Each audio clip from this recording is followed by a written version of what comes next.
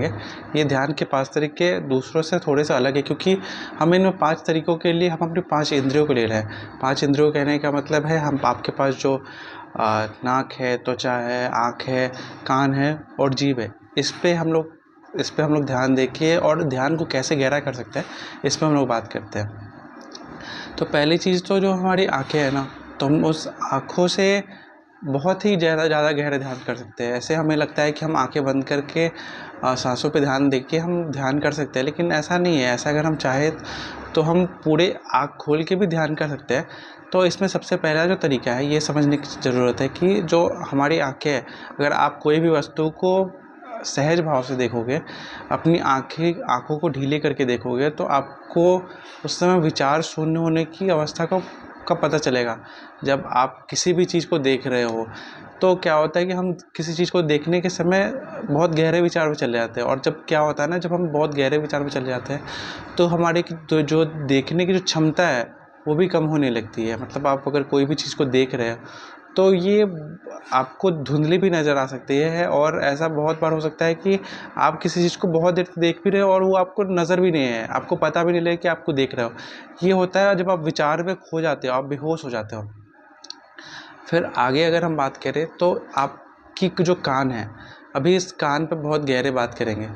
जो अगर आप कभी ध्यान दिया होगा अपने कोई क्लास में, अगर आप पढ़ाई कर रहे हो और आप किसी विषय पे विचारमग्न हो गए, आप विचारों में खोने लगे, तो क्या होता है ना कि आप जब भी विचारों में खोने लगते हो तो जो आपकी आँख में जैसे काम हो रहा था, वैसे ही आपके कान में भी वैसे ही होने लगती है।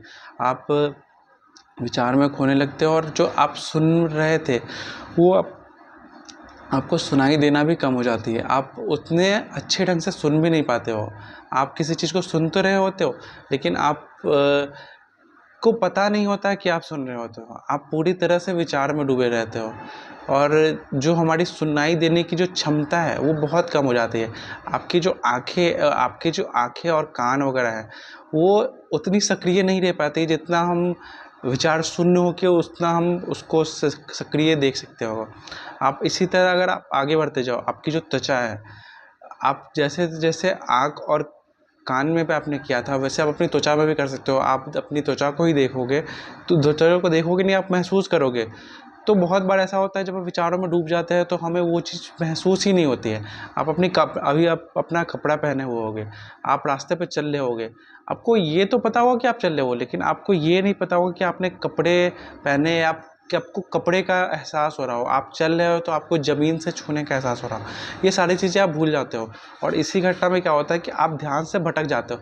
तो इसमें करना क्या है ना कि आप जो भी हो, आप कपड़े हो तो आप उसको एक तरह से हल्का सा महसूस करने की कोशिश करो, और जैसे जैसे आप करोगे तो आपको इस प्रक्रिया में ये भी समझ में आने लगेगा कि आपकी जो ध्यान की जो गहराई है वो भी और गहरी हो जाए, वो और ज़्यादा आप धीरे धीरे होश में आने लगते हो।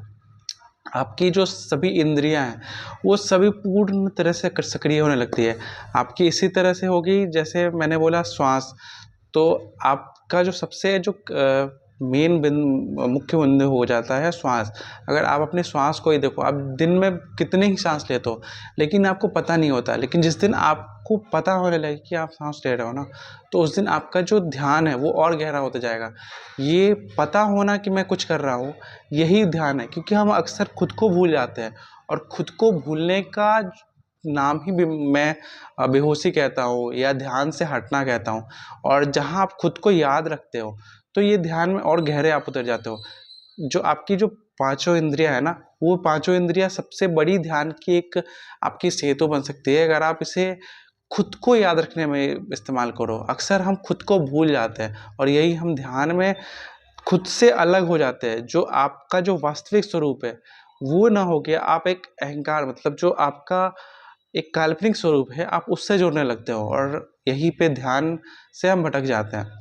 तो हमारी सबसे पहली जो इस सारी चीज़ों का एक कहते हैं ना निचोड़ यही है कि आपकी जितनी भी इंद्रियां हैं, अगर आपकी इंद्रियां ज्ञानेंद्रियां और कर्मेंद्रियां, मैं दोनों को मिला के बोलूँगा कि आपकी जितनी जो कर्मेंद्रियां और ज्ञानेंद्रियां हैं, आप उनके कार्य को देखो, वो जैसे काम कर रहे हैं उसको देखो।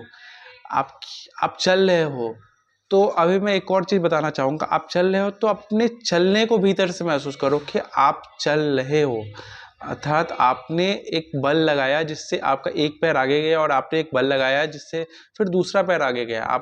मैंने अपनी ये हाथें उठाई है, तो इसमें भी आप खुद को ये मत कहो कि आप विचार में थे तो अपने आप हाथ उठ गई। आपने हाथ उठाया है, इसकी जिम्मेदारी लो।